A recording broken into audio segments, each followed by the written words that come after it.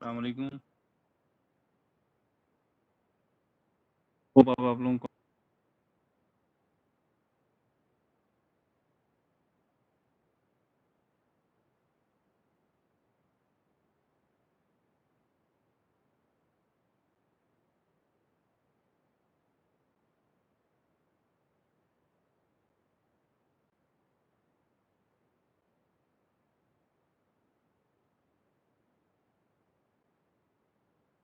Hope आप लोगों को आवाज़ आ रही है मेरी।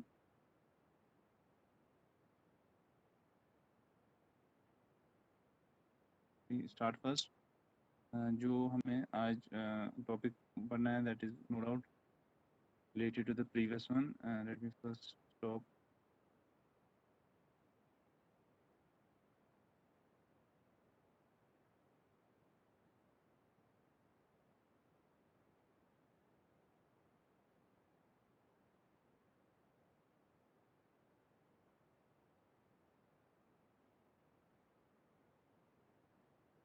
ओके नाउ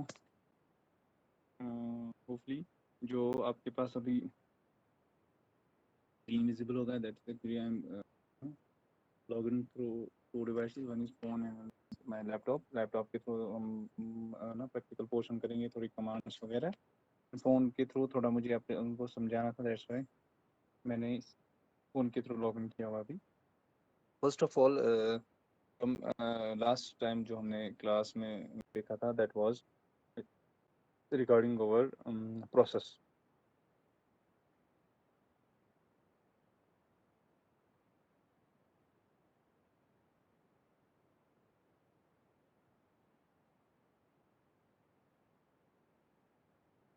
तो जो प्रोसेस थी हमने कहा था प्रोसेस के बारे में कि भाई जब भी आपको इनिशियली हम स्टार्ट करते हैं अपना यूनिक्स वगैरह, तो उसके लिए सीक्वेंसिंग में हमने देखा था we have certain steps that are followed.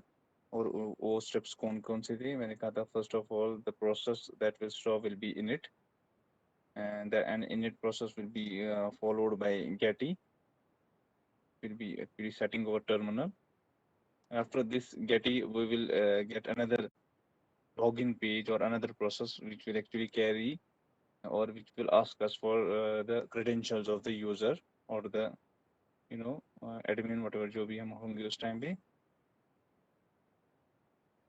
then we will have our login page, and after our credentials are verified and we are successfully able to log in, then only we can have the process that is our shell.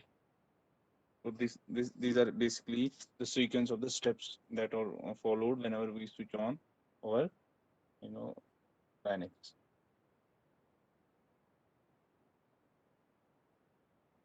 Apart from that, इसके बाद जो मैंने आपको कहा था कि जब भी हमारे पास अब शेल होगा, whenever we will be having a shell, अब इस शेल को जो है it will like always हम ये बोल सकते हैं कि जब भी हमने शेल ओपन किया we have discussed something about we have two types of commands. One is called as internal command, and another is called as external command.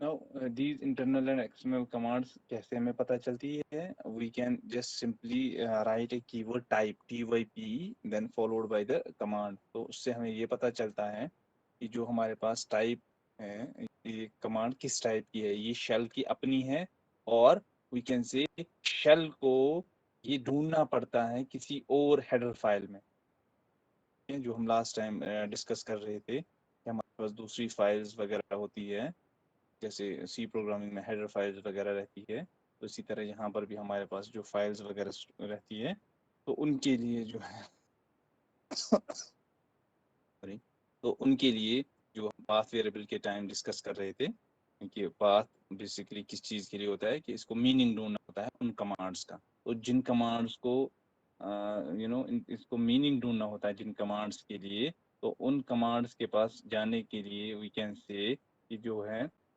इसको ये वो कमांड्स जो सारी होती है they can be terms as external commands, जिसमें हमने देखा कि कुछ कमांड्स जो है एक्सटर्नल कमांड्स होती है, कैट वगैरह, जो बाकी कुछ commands those are external commands and some are internal commands. अब होता क्या है कि जब भी मैं जो शेल को जो हम ओपन करते हैं तो बेसिकली इट इज ट्रीटेड कि भाई हमारे पास जो है एक शेल है, ठीक है। तो अगर हमारे पास ऑलरेडी कोई शेल है,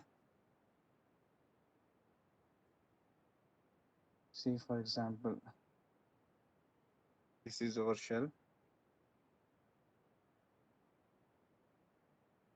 अब शेल के बाद क्या होगा हमारे पास, जब भी हम इसमें कमांड देते हैं, चाहे इंटरनल कमांड हो, यदि हम एक्सटर्नल की कमांड की बात करते हैं, इंटरनल कमांड के टाइप सिंस मैंने आपको ऑलरेडी बताया हुआ है कि जब भी इंटरनल कमांड होती है हमारे पास, created, in case of external command other processes are created, maybe multiple process or maybe a single process. That means basically जब भी हम कुछ कमांड एग्जीक्यूट करते हैं ना, उस चीज के लिए जो इट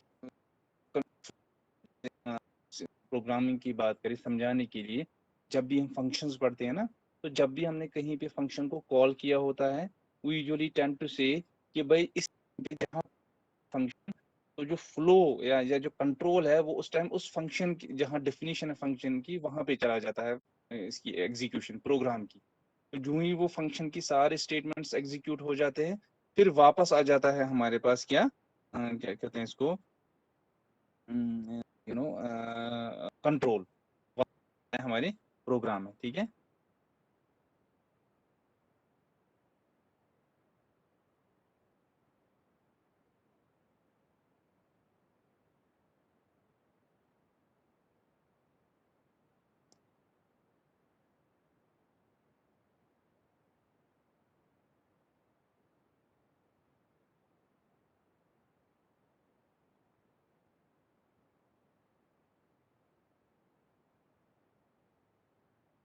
तो दिस इज अवर, अब अगर मेरे पास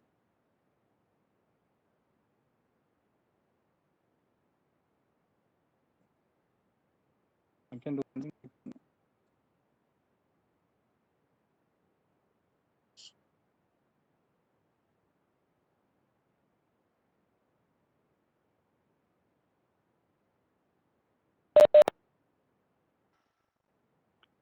Okay, now I'm using the audio of my laptop and I'm using the screen of my mobile phone right now.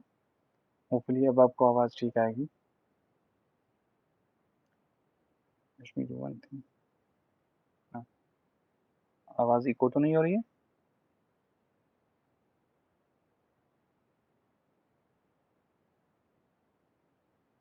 ठीक, तो मैं कह रहा था जो भी हम, ओके फाइन, अब ठीक, ओके ठीक।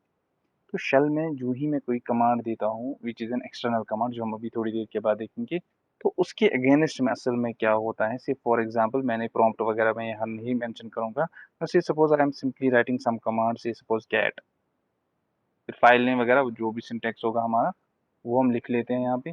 जो ही मैंने कैट कमांड लिखी, कैट कमांड के अगेंस्ट में क्या होता है असल में, ये जो हमारे पास पेरेंट शेल होता है विच इज स्टार्टिंग शेल जो हमारे पास होता है, ये इन्वोक करता है एक प्रोसेस को internally which is called as a child process,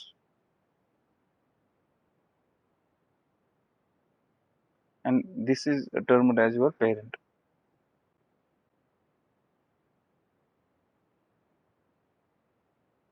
Now at that time जब भी external command execute होनी होती है, तो we can say the main shell or the parent shell has forked a child shell. So that's why अब हमारे पास एक we can say एक फंक्शन जिसका काम होता है ये चाइल्ड शेल बनाना, that is invoked by a function or an implicit function called as fork, F-O-R-K, fork with braces, that is it is a function. But how it is done? It is done for our external commands. अब जो external command execute होने वाली होगी वो होगी इस child shell के अंदर। अभी हमारा खाली shell बना है, अब shell के अंदर किस command को basically execute होना था? shell के अंदर जो है the command that is to be executed is our cat. So basically we can say ये जो कैट कमांड हमने अपने पेरेंट शेल पे लिखी है, इसको इसका एक क्लोन बन जाता है, इसकी एक कॉपी बन जाती है कहाँ, चाइल्ड शेल में। ठीक है, तो चाइल्ड शेल में जब इसकी जो है कॉपी बन गई, नाउ जो कॉपी बनी है इसकी, ठीक है, so this is to be now implemented. अब कैट का जो काम होता है ना, चाहे अब डिस्प्ले कराना है कंटेंट, ऐड करना है या क्रिएट करनी है file, what ever may be the function of it, that function will be now executed.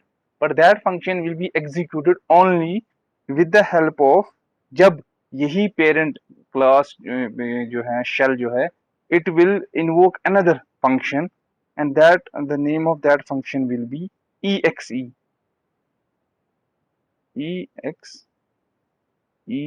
execute जिसको हम कहते हैं with braces. So first of all it will invoke the fork function, parent class or parent shell. Second thing, it will invoke the exec जो हमारे पास function है उसको invoke करेगा. Now only this second function exe function जो है, इसका काम ही है अब जो हमारे पास प्रोसेस है इसको एग्जीक्यूट कराना, या इसका जो भी काम होगा वो काम करना. ठीक है, इन द मीन टाइम हमें क्या करना है, या पेरेंट शेल को क्या करना है, the parent shell has to wait for the result, क्योंकि फ्लो कहाँ चला गया, चाइल्ड शेल में चला गया. और वट एवर जो भी कैट की फंक्शनैलिटी होगी वो फंक्शनैलिटी खत्म होने के बाद फिर वापस कहाँ जाना है हमें, then we have to move to the parent shell. यही हम फंक्शंस में भी करते हैं ना. Say for example this is my function call, समझाने के लिए बोल रहा हूँ, this is my function call. जब भी मेरे पास कभी भी कोई फंक्शन कॉल होती है, व्हाट हैपेंस नेक्स्ट, कि जहां जिसको कॉल किया जा रहा है वहां चला जाता है ये कंट्रोल, गया कंट्रोल यहाँ. Then we have function definition, sorry, function definition जो है वो एग्जीक्यूट होने के बाद रिटर्न होगा, या we will have all over statements terminated. Flow कहाँ वापस जाता है, द नेक्स्ट स्टेटमेंट जहां से कॉल हुआ था वहां से फिर एग्जीक्यूशन शुरू हो जाती है, तो ये फिर वापस चला जाता है इस लाइन पे, फिर एग्जीक्यूशन ये नॉर्मली जो होते हैं बिल्कुल वही होगा. यहाँ अब जो है इम्प्लीमेंटेशन अलग अलग चीजों से दी जाएगी. तो ये जो फ्लो जाएगा वो फॉक की वजह से जाएगा, फॉक फंक्शन की वजह से या प्रोसेस की वजह से, नो डाउट. अब जो ही लेकिन उस कमांड को फिर एग्जीक्यूट करना होगा, वो किसका काम होगा, किस प्रोसेस का, EXEC प्रोसेस का. अनलेस और अनटिल जो पेरेंट शेल होगा वो इन्वोक नहीं करेगा EXEC या एग्जीक्यूट में शॉर्ट में फिलहाल बोलूं, एग्जीक्यूट प्रोसेस को, तो चाइल्ड प्रोसेस जो है या एक्सटर्नल कमांड जो है ये एग्जीक्यूट नहीं होगी. अब हमने कहा चलिए EXEC जो है एग्जीक्यूट फंक्शन या प्रोसेस ये भी इसने इन्वोक किया, that mean now it is giving clear cut instructions by child shell को जो है, या चाइल्ड शेल में जो भी कमांड थी उसे एग्जीक्यूट करो. But in the meantime execution में मिली सेकेंड लगेगा, 5 माइक्रो लगेंगे, whatever the time may be utilised for you know executing और प्रोसेसिंग दैट चाइल्ड प्रोसेस. तो उतनी देर क्या करना है, parent has to wait.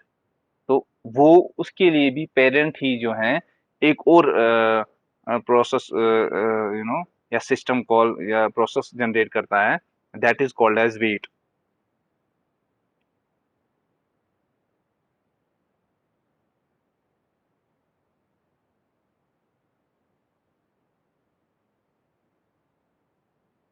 Wait system call और प्रोसेस जो है तो ये किसके लिए होता है, इसको पेरेंट को ये वेट वाला प्रोसेस और फंक्शन, ये इसको खुद के लिए वीकेंड से होता है. ये अपनी इस शेल को ही बोलता है भाई प्रॉम्प्ट तब तक मत दिखाओ, जो शेल का प्रॉम्प्ट है,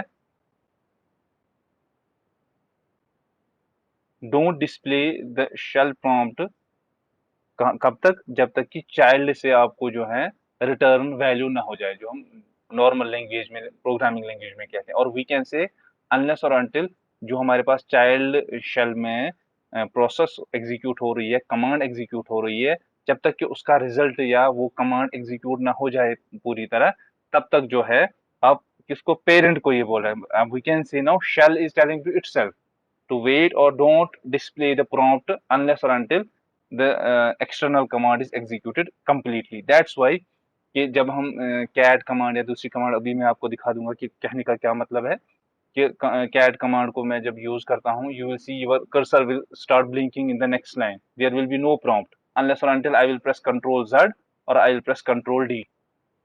ठीक है, सेव एंड एग्जिट और simply stop without saving, that means we can say sort of a signal दी जा रही है कि भाई आप टर्मिनेट करो इसको, कैट कमांड को।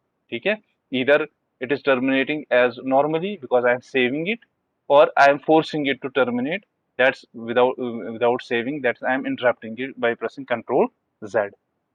ठीक है, तो ये तीन प्रोसेस जो है पेरेंट जो है यूजुअली एग्जीक्यूट करता है या इसे इन्वोक करनी पड़ती है जब भी इसे कोई एक्सटर्नल कमांड को एग्जीक्यूट करना होगा। For internal command these are processes are not required.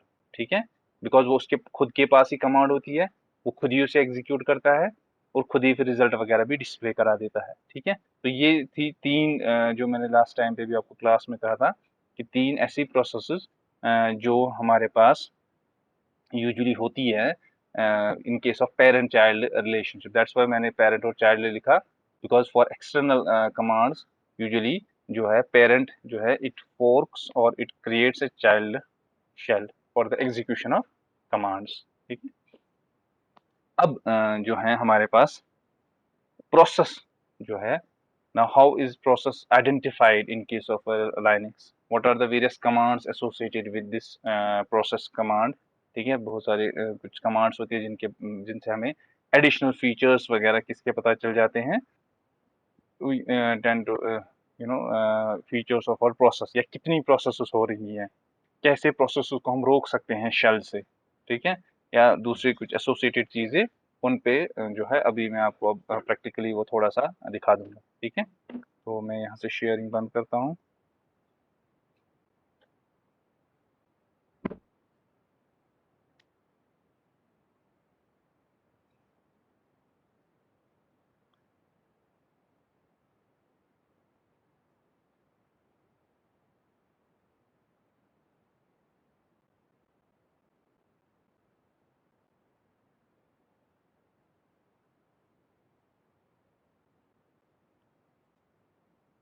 Okay fine, hopefully screen सबको विजिबल है।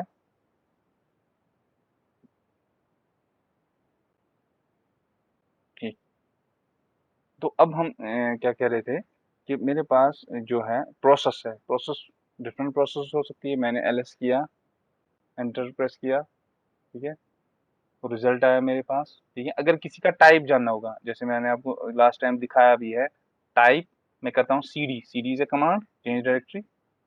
ठीक है, cd is a shell build.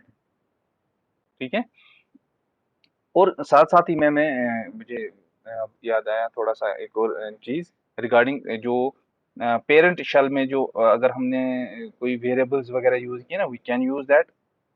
ठीक है, कह रहा है कि पेरेंट शेल में अगर कोई हमने वेरिएबल्स यूज किया या जो भी पेरेंट सॉरी चाइल्ड शेल की वजह से अगर कोई वेरिएबल में मॉडिफिकेशंस आ गई, अगर जो चाइल्ड शेल में कोई और चेंजेस आ गई, दो चेंजेस और ignored or दो changes or we can say cancelled once the control goes back to the parent class।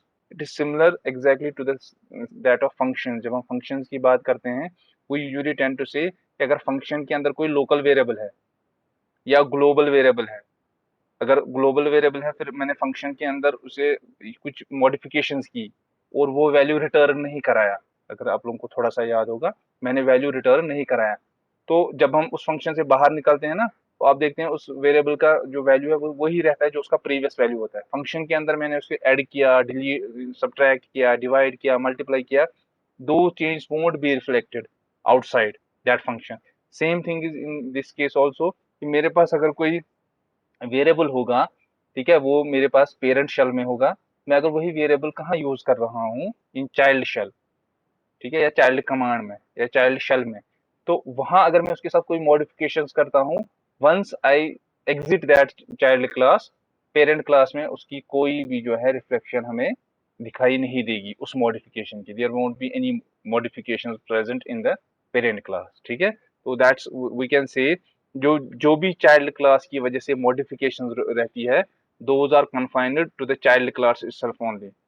once we exit the child class, we terminate the child class, ठीक है, those changes will be cancelled, and whatever was the previous condition of our parent shell, the same conditions will prevail once again, ठीक है। तो हाँ, ये कह रहा था मैं cd, इसी वजह से जो cd है ना, this is a shell built in command. क्यों? ये इंटरनल कमांड, अगर ये एक्सटर्नल कमांड होती तो cd की वजह से वहां पे क्या जाता चाइल्ड शेल में, चाइल्ड शेल में तो ये वापस जाता उस डायरेक्टरी के पास जो भी हम चेंज करते हैं, लेकिन कमांड एग्जीक्यूट होने के बाद फिर से जब मैं देखता ना, मेरा प्रॉम्प्ट कभी चेंज ही नहीं हो पाता। क्यों? क्योंकि जो चाइल्ड शेल का इफेक्ट था ना, चाइल्ड शेल का इफेक्ट था हमें सीडी करना, चेंज डायरेक्टरी करना। ठीक है, उसने किया अपनी बॉडी में, लेकिन जो ही बॉडी खत्म हुई, इफेक्ट क्या होगा? Effect will be cancelled. तो दैट मीन्स हम कभी जो है कर ही नहीं पाते जो है ना change directory, if cd would have been external command, sorry हाँ एक्सटर्नल कमांड, एग्जैक्टली। तो अब मैं कह रहा था कि मैंने यहाँ पे कुछ कमांड जो है एग्जीक्यूट की, सिंपली जो है to know about the processes we have to press ps। जो मैं एंटर करूंगा, it will give you some information in 4 columns, simple जो है ps, ठीक है, प्रोसेस के रिलेटेड होती है ps। it will give us PID, which stands for process ID. It gives us TTY, and this TTY basically जब मैंने कहा भी आपको पिछली बार that it is actually teletype, और we simply say the terminal कि ये प्रोसेस किस टर्मिनल से एग्जीक्यूट हुई थी। तो मेरा जो टर्मिनल है दैट इज TT1 Y1। दोनों प्रोसेस जो हुई है इटसेल्फ, जो प्रोसेस है PS जो मैंने अभी एग्जीक्यूट की वो, और खुद का जो टर्मिनल है, जो बैश शेल है हमारे पास, उसकी PID है, this is called as process ID which is a unique ID. ठीक है, ये होता है कि कहाँ से एग्जीक्यूट हुई है, कहाँ से एग्जीक्यूट हो रही है। The third one is actually the total time occupied, जो भी इसने प्रोसेसर का टाइम लिया होता है, यूजुअली सेकेंड्स और मिनट्स में होता है। तो क्योंकि हमारे पास माइक्रो मिली सेकेंड्स टाइम लेता है एग्जीक्यूशन में, that's why that time is not usually shown over here. उसके बाद जो लास्ट वन है CMD, CMD basically stands for the name of the process, कि मेरे पास कौन सी प्रोसेस है। इंशाल्लाह in the next class I will show you some processes that are working in the background. तो दैट मींस उन प्रोसेसेस के बारे में भी ये हमें इंफॉर्मेशन देगा। This was simple PS process के बारे में 4 मेजर इसने जो है डिटेल्स प्रोवाइड की। We can do the same thing using PS with an option -F, F stands for full. आप देख सकते हो। अब ये आपको कुछ एडिशनल इंफॉर्मेशन भी देता है, ठीक है, अपार्ट फ्रॉम जो हमने अभी देखी थी। अभी जो इससे पहले हमने देखी थी, we had seen this second column, we had seen this time TTY column, fourth column, fifth column probably, then sixth column and this. ठीक है, इन केस ऑफ डैश जो हमने अब F यूज किया, इसमें आप देख सकते हो, इसमें एक जो नाम है, नाम के आगे डैश आ रहा है, ये देखिए हाइफन आ रहा है। यहाँ पे कहीं पे हाइफन नहीं था पहली बार में जब हमने सिंपली PS किया था, लेकिन PS dash full means give me the, we can say full details और full listing of process detail, process के साथ जो भी डिटेल्स एसोसिएटेड है उनके बारे में मुझे कंप्लीट जो है इंफॉर्मेशन दे दो। यहाँ देखिए आप यूजर आईडी भी दे रहा है, सिंस आई एम यूजर, ठीक है, if there are multiple users और सम अदर यूजर्स, उनके बारे में भी। ठीक है, इनफैक्ट इसके बाद में एक कमांड दिखा दूंगा आपको कि अगर आपके पास मल्टीपल यूजर्स हैं but you want to see you know the process of some particular user. So for example, I'll press, since I am the only user, I can do PS-U, -U stands for user। किस user की processes दिखाओ? शाहिद की processes दिखाओ। That means only this users processes will be listed right now, may be since I am using the application. ठीक है, इस वजह से मेरे पास 2 ही है। If I am using the actual operating system और in college, since the same operating system is shared by all the students, you can see UID में जो है, जो यूजर आईडी है बहुत सारे होंगे। क्यों? बहुत सारे स्टूडेंट्स ने अपने यूजर नेम से, पासवर्ड से एंटर किया होगा। Then process ID is always unique. ठीक है, दिस यूजर आईडी मींस कौन कौन है यूजर, शाहिद हैं, एजाज हैं, कोई और है, कोई और स्टूडेंट हैं, ठीक है, रयान है, अलीना है, and all those, and they might be executing their own processes. तो इस PS डैश फुल से ये सबकी दिखाएगा हमें। ठीक है, तो यूजर आईडी दिखाया, PID process ID, PPID basically stands for parent process ID. जो इनका पेरेंट है वो कौन है, जहां से ये प्रोसेस आई थी, ठीक है। तो जो बैश शेल है, बिकॉज बैश शेल मीन जो मैंने अभी टर्मिनल ओपन किया हुआ है ना, इसका भी एक पेरेंट है और उसकी आईडी कितनी है 8। शेल की कितनी आईडी है अगर आप ध्यान दोगे, शेल की 11 है ना, लेकिन this shell acts as a parent for all the process that I am executing right now. और अभी मैंने कौन सी प्रोसेस एग्जीक्यूट की, यही पी एस डैश फुल। आप देख सकते हो पी एस डैश फुल ये वाली है। इसमें अगर देखोगे पेरेंट आईडी कौन सी है 11, which shows that there is a parent child relation. जो मेरा पेरेंट है वो किसी का बेसिकली चाइल्ड है, ठीक है। तो from here you can see 11 and 11 in separate rows. तो 11 वहां पे दिखा रहा है वो उसकी खुद की आईडी है, दूसरे रो में दिखा रहा है कि भाई इसका जो पेरेंट है पी एस डैश फुल का वो कोई 11 है, और 11 अभी हम देख रहे हैं वो कौन है, वो बैश है। बेसिकली ये हाइफन डिनोट्स कि प्रोसेसेस जो है ये कहाँ से एग्जीक्यूट हो रही है इस टाइम पे राइट नाउ, ठीक है। तो टी टी वन वगैरह इसका नाम है, टाइम वगैरह वो सारी अभी मैंने बता दी आपको। दिस इज बेसिकली टाइम किस टाइम पे है यूजुअली एग्जीक्यूट हुई है या स्टैटिक टाइम वगैरह। And C is basically component that is not discussed over here, ठीक है। यूजुअली जीरो ही देखोगे आप इसका वैल्यू, ठीक। इसी तरह मैंने आपको कहा कि जो एक और कमांड होती है with option P S dash you, you के बाद यूजर का नाम, सिंस यूजर के पास अभी कमांड्स हैं, देखिए बैश बैश, इसने bash means terminally, PS command मैंने एग्जीक्यूट की है, तो यहाँ पी आई डी 11 है, ठीक है। ये कुछ और शेल्स हैं कहीं से, और बेसिकली जो मेरी जो अभी मैं शेल से एग्जीक्यूट कर रहा हूँ, मे बी वो बैकएंड वगैरह से हो रही है। जो 1 और 1 है, दीज आर कमांड्स जो अभी एग्जीक्यूट हो रही है। और देखिए पीएस का हर बार जो है आईडी चेंज हो रहा है, because this is a new PS. एक बार जो मैंने पीएस एग्जीक्यूट की थी उसको मिला था वैल्यू 45 आईडी, टर्मिनल को 11 ही था, क्यों, क्योंकि वो तो पेरेंट ही है ना। दूसरी बार भी देखेंगे आप, पेरेंट को 11 ही मिला,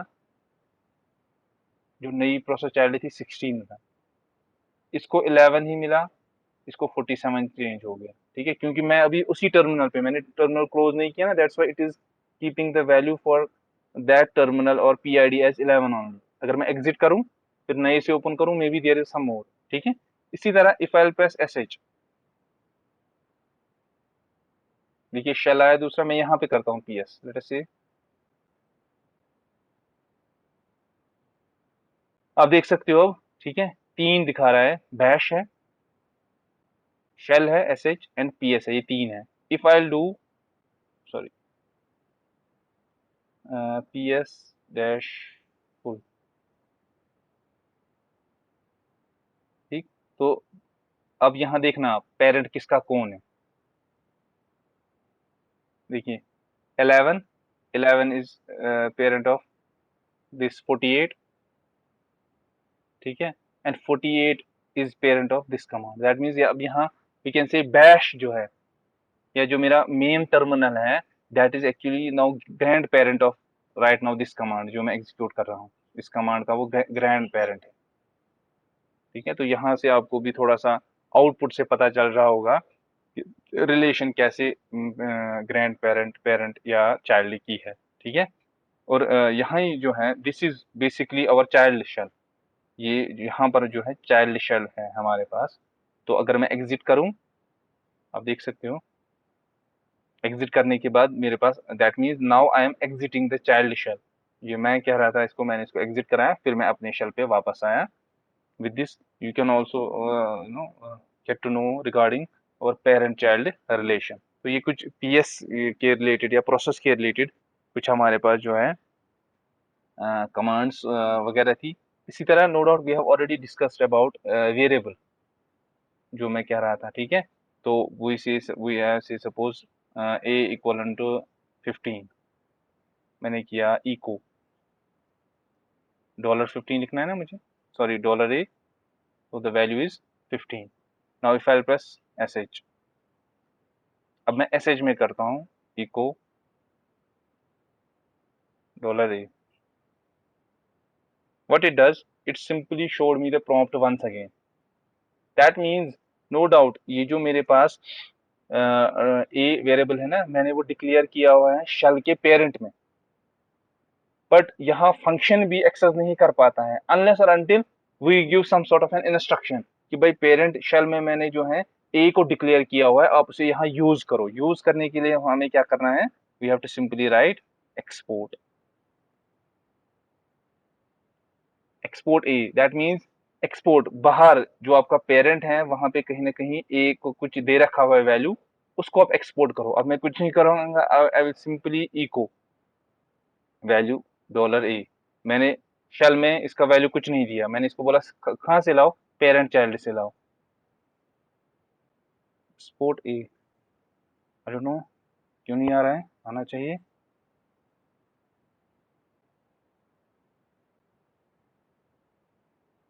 एक्सपोर्ट ए तो होना चाहिए maybe because it's an application, but it should basically export P EXPORT, यही तो है, हाँ यही है। it should be actually able to now display the value. Let me first check ps में 3 ही है।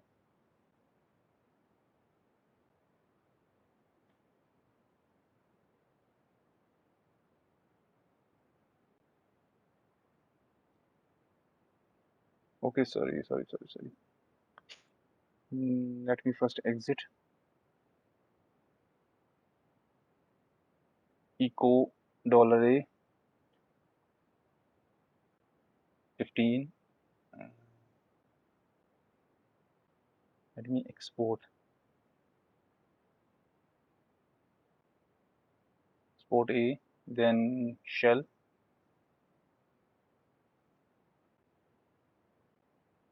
eco dollar a, ठीक है, तो आ रहा है बेसिकली। ये जो एक्सपोर्ट आपको करना है, this you have to export in parent shell. अगर मुझे चाइल्ड शेल में इंपोर्ट लाना होता तो I should have word use, जो है नहीं बेसिकली, तो इंपोर्ट, क्योंकि मुझे वहां उस टाइम बाहर से लाना है ना, तो दैट्स वे थोड़ा सा मुझे ही यहाँ मिसकम्युनिकेशन हो गई थी कि this is basically we have to write this export in parent shell, कि भाई आप इसे एक्सपोर्ट करो, बाहर भेजो। अब बाहर कहाँ मैं भेज सकता हूँ, डेफिनेटली बाहर मैं भेज सकता हूँ, इसके चाइल्ड में ही इसको भेज सकता हूँ।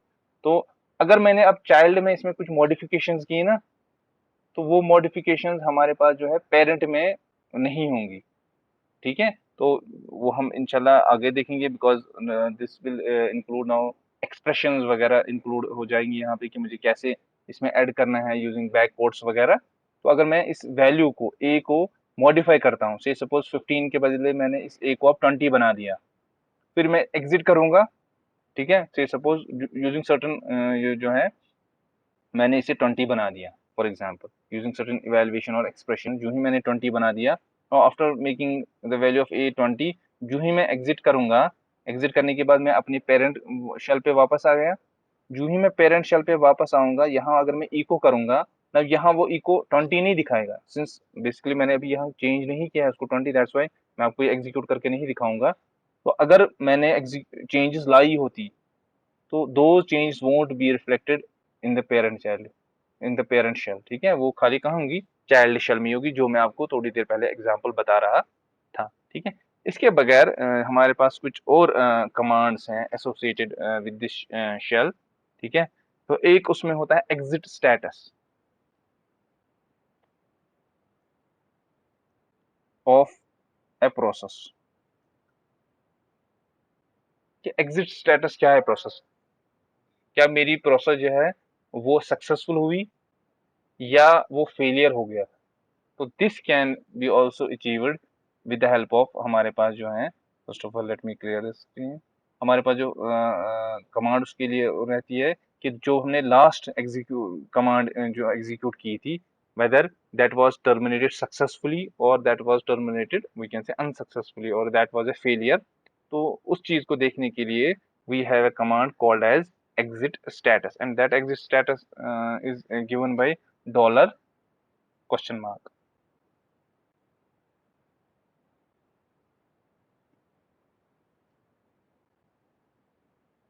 If this dollar question mark जो है, अगर ये हमें इको करना पड़ता है, अगर हमने ये जो है जीरो प्रोवाइड करेगा, ठीक है, then that means that is a successful execution of the previous statement. If it gives any numerical value between 1 to 255, usually 1 ही दिखाता है ये, but it can show any positive value between 1 to 225, ठीक है, तब जाके आपको ये समझना चाहिए कि जो मेरी पुरानी वाली कमांड थी वो अनसक्सेसफुल हो गई थी, ठीक है। अनसक्सेसफुल मीन्स वो कंप्लीट नहीं हुई थी। से फॉर एग्जांपल मैंने एलएस किया तो इसने मेरे पास फाइल्स दिखाई ना, मैं अब करता हूँ इको, मुझे दिखाओ एग्जिट स्टेटस ऑफ, क्योंकि इको कमांड है प्रीवियसली एग्जीक्यूटेड है, it should show me zero, simple simple zero, ठीक है।